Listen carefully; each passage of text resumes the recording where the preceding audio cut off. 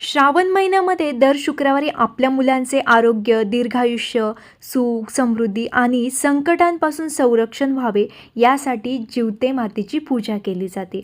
ही पूजा मांडणी तुम्ही सकाळी करू शकता किंवा संध्याकाळी करू शकता. आपल्या वेळेनुसार सकाळी किंवा संध्याकाळी तुम्ही ही पूजा करू शकता. या दिवशी बऱ्याच ठिकाणी उपवास देखील केला जातो. दिवसभर उपवास करून संध्याकाळी जिवते मातेला नैवेद्य दाखवल्यानंतर हा उपवास सोडला जातो.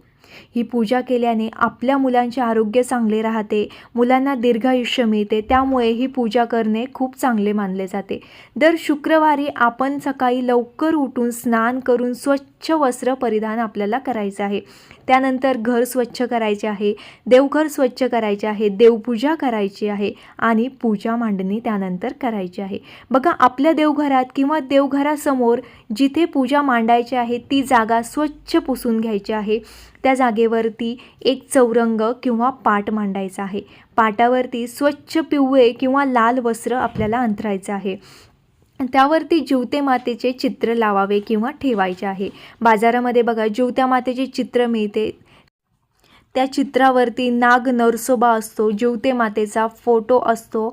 बघा, फोटोमध्ये दाखवल्याप्रमाणे अशा पद्धतीने हे चित्र आपल्याला बाजारामध्ये मिळते. ते आपल्याला आणायचे आहे आणि आपल्या भिंतीला जोपर्यंत श्रावण महिना चालू आहे तोपर्यंत ते चिटकून ठेवायचे आहे. आणि दर शुक्रवारी आपल्याला जिवते मातेची पूजा करायची आहे. त्यानंतर नागपंचमी येते बघा, तेच चित्र आपल्याला नागपंचमीच्या दिवशी देखील या चित्राची आपल्याला पूजा करायची आहे. त्यामुळे हे चित्र आपल्या महिनाभर भिंतीला देवघराजवळ आपल्याला हे लावून ठेवायचे आहे. किंवा तुम्ही एखादा पुठ्ठा घेऊन त्यावरती चिटकवायचे आहे आणि त्यानंतर आपण जेव्हा पूजा मांडतो त्या पाटावरती हा पुठ्ठा, ते चित्र चिटकवलेलं ते पूजेसाठी वापरायचे आहे. अशा पद्धतीने तुम्हाला जसं शक्य होईल तसं तुम्ही करू शकता.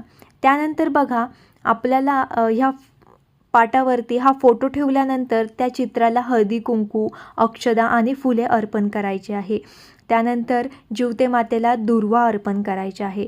जिवते मातेच्या समोर आपल्याला तेलाचा किंवा तुपाचा दिवा लावायचा आहे. धूप, दीप, अगरबत्ती लावून फुले वाहायचे आहेत, नैवेद्य ठेवायचे आहे. अशा प्रकारे पूजा मांडायची आहे. बघा, त्यानंतर पूजा मांडून झाल्यानंतर पूजा कशी सुरू करावी. प्रथम श्री गणेशाचे स्मरण करून पूजा सुरू करायची आहे. त्यानंतर जिवती मातेची षोडोपचारे पद्धतीने किंवा आपल्या घराच्या परंपरेनुसार साधी पूजा करायची आहे. जिवते मातेची जी कथा आहे ती आपल्याला वाचायची आहे. त्यानंतर आरती करायची आहे आणि नैवेद्य ठेवायचा आहे. नैवेद्यामध्ये काय ठेवायचं आहे बघा, घराच्या परंपरेनुसार आपल्या घरात जी परंपरा आहे त्यानुसार तुम्ही नैवेद्य ठेवू शकता. जर शक्य असेल तर पुरणपोळी करा, खीर करा, गोड पदार्थ, फळे किंवा घरात केलेला सात्विक नैवेद्य देखील तुम्ही या जिवते मातेला दाखवू शकता. त्यानंतर जिवते मातेला आपल्याला हात जोडून प्रार्थना करायची आहे की हे जिवते माता, माझ्या मुलांना उत्तम आरोग्य दे, दीर्घायुष्य दे आणि सुख समृद्धी दे.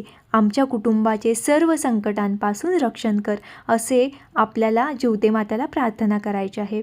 त्यानंतर बघा, पूजा झाल्यानंतर आपल्याला हा दिवसभर उपवास धरायचा आहे आणि आपल्याला संध्याकाळी म्हणजे रात्री 8 नंतर तुम्ही हा उपवास सोडू शकता. उपवास सोडण्यामध्ये आपण रोजचे जे जेवण करतो पोळी भाजीचा ते जेवण तुम्ही करू शकता. असे आपल्याला श्रावण महिन्यामध्ये जेवढे शुक्रवार आहेत तेवढे शुक्रवार ही पूजा अशा पद्धतीने करायची आहे. आणि बघा, आपल्याला उपवास सोडायच्या आधी जेव्हा आपण जिवते मातेची पूजा करतो त्यानंतर आपण आपल्या मुलांसाठी ही पूजा केलेली असते. त्यामुळे आपल्याला मुलांना ओवाळायचे आहे.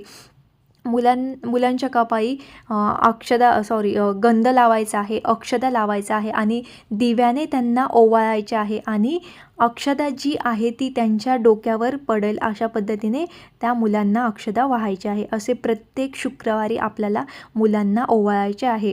ही पूजा आपण आपल्या मुलांच्या दीर्घायुष्यासाठी करतो, आरोग्यासाठी करतो, सुख शांती समृद्धीसाठी करतो आणि सर्व संकटांपासून संरक्षण व्हावे यासाठी ही पूजा केली जाते. त्यामुळे मुलांना ओवाळल्याशिवाय ही पूजा पूर्ण होत नाही. अशा पद्धतीने आपल्याला दर शुक्रवारी श्रावणामध्ये दर शुक्रवारी ही पूजा करायची आहे. व्हिडिओ आवडला असेल तर लाईक करा, चॅनलला सबस्क्राईब करा, व्हिडिओ शेअर करा. श्री स्वामी समर्थ.